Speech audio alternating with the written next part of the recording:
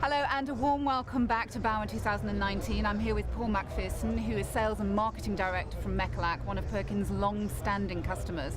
Welcome, Paul. Thanks for joining us. Thank you. It was a pleasure. Could you tell me a little bit about your company first off? Yes, Mecalac is a French-based company. Our head office is in Annecy, where we manufacture our range of excavators.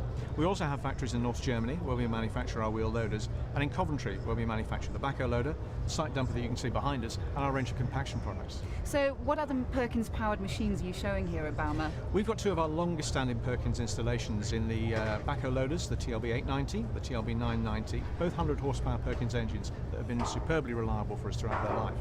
You've been using Perkins engines for quite some time Yes. now. Why Perkins?